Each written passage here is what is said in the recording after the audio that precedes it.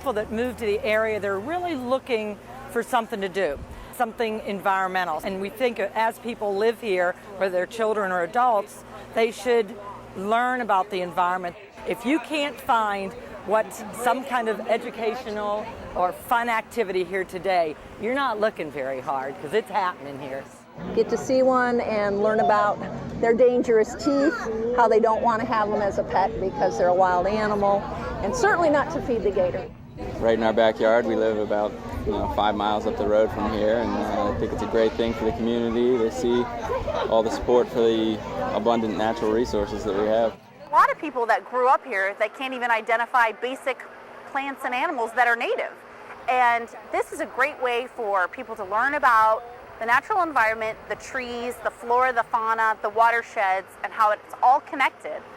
All of these samples of fossils and sea life and marine animals that several organizations have here today for people to learn about the past, the history from millions of years ago, what existed here in Florida and what we have here today in Florida.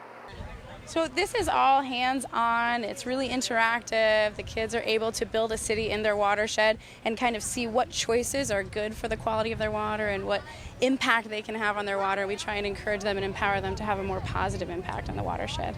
This is our model of an aquifer, and if you look up, you can see that we are in a spring.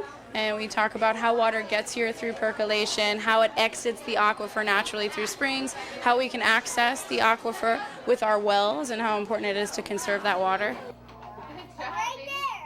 Everything is really interactive. There's buttons that light things up. There's a whole lot of things to read in here for the students to learn about how all water is connected, where that water travels from the spring to the river habitats and eventually out to the coast.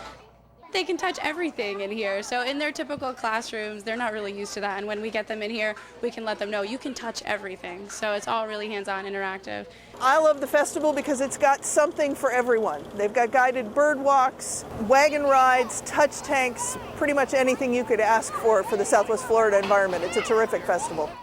This is one of the fibers that the Calusa Indians were able to use to make some of the things that they needed. This can be taken braided, can be used for rope, it can be used for string. And actually the Calusa Indian women wore skirts made out of Spanish moss. The Spanish wrote that they wore skirts made out of something that grew on the trees and looked like wool. I'm here with my daughter Olivia to show her around and have her experience some of the natural wonders that we have here. Over there, I learned how to cast a fishing rod better.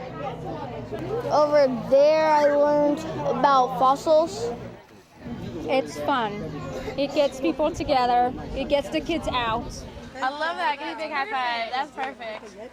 Yeah. Worthwhile coming. It's free, it's interesting, and you learn a lot.